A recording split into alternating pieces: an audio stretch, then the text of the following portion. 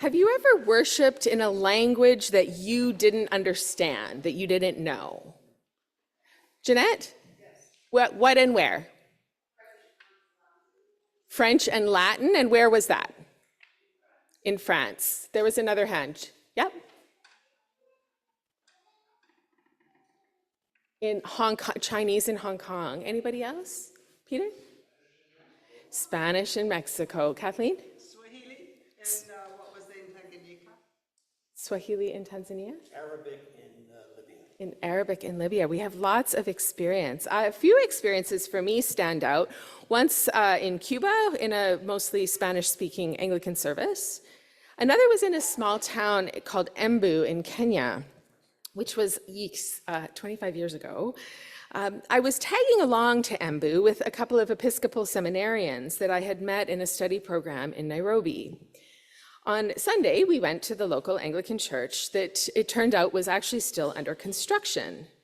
And I remember sort of sitting there thinking, it's a pretty good church. And then looking up and realizing that it didn't actually have a roof yet. And looking down at the weeds that were growing in the dirt and wondering, I wonder who weeds the church? It's four walls on dirt, really. But it's still a wonderful church experience. The Sunday service was in Kiswahili, which is the most widely spoken language in Kenya and throughout East Africa, as Kathleen said. English is also an official language that is spoken by anyone with a good level of education. Most Kenyans back then, anyway, also mostly spoke an indigenous language, what they called a mother tongue.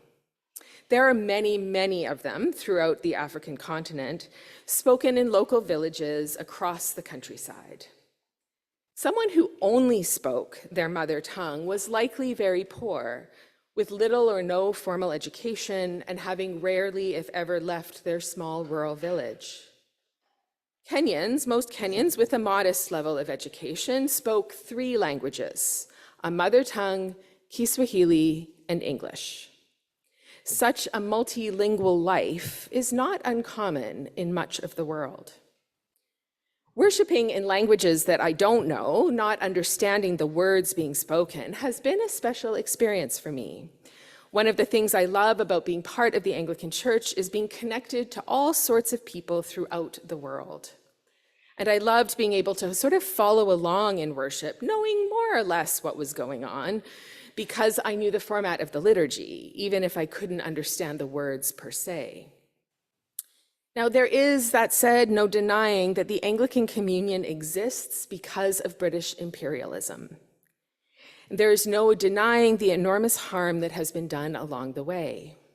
I'm acutely aware that as I remember with fondness, worshiping in language not my own in faraway places, I also remember that Indigenous children in these lands, these islands and inlets, were harshly punished for speaking their mother tongues at residential schools. Forbidding language is part of destroying a culture. Part of our colonial heritage is thinking that being one meant being the same. More pointedly, that being one meant being like us. We have not been great at honoring the distinction between unity and uniformity. We are one, but we're not the same. U2 first sang this way back in 1991. The song One was one of the rock band's many hits, first recorded in Germany on the eve of German reunification. The band was at the height of its popularity, but as they started recording, band members found themselves at odds with each other about the direction of the band. So the story goes. They finally came together again as they improvised in the creation of the song One. We are one, the memorable tagline sounds. We are one, but we are not the same. We get to carry each other. We are one, but we are not the same. Well, we hurt each other, then we do it again. One love, one blood, one life. You got to do what you should. One life with each other, sisters, brothers. One life, but we're not the same. We get to carry each other, one. The song was released as a benefit single with proceeds going to AIDS research, which the band has continued to support. One world, one love. Unity is not uniformity. Indeed, when oneness demands uniformity, it is not unity, it is tyranny. It is what empires do. On this Pentecost Sunday, we hear two stories about the role and impact of language on unity, uniformity, and oneness. In Genesis, we heard about the strength of oneness in uniformity. The whole earth had one language and the same words. The story begins. The people are united in their desire to make a name for themselves and worked together to build a city and a tower with its top in the heavens. The Lord, however, had a different perspective. The Lord saw the oneness of the people with their one language not as healthy unity, but as empire building.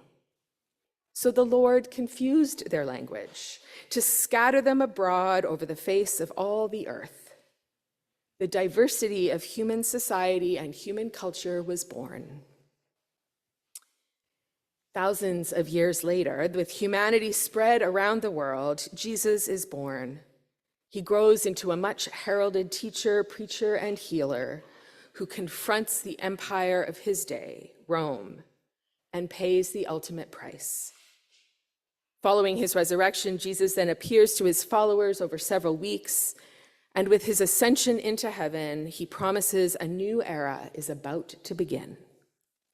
With wind and fire, God comes again, like that day oh so long ago in Babel. Jesus' disciples are filled with the Holy Spirit and began to speak in other languages. Once again, the diversity of language is the centerpiece of God's presence, God's mission in the world.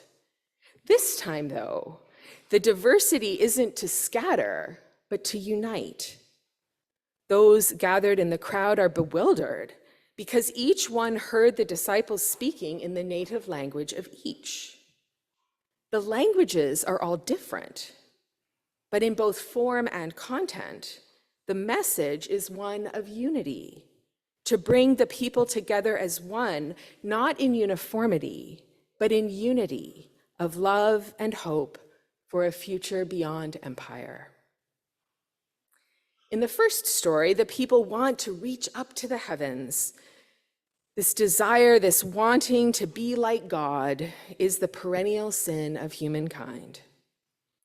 In the second story, God comes down to earth, first in Jesus, then as the Holy Spirit. The stories take us from hubris to humility, from fragmentation to community.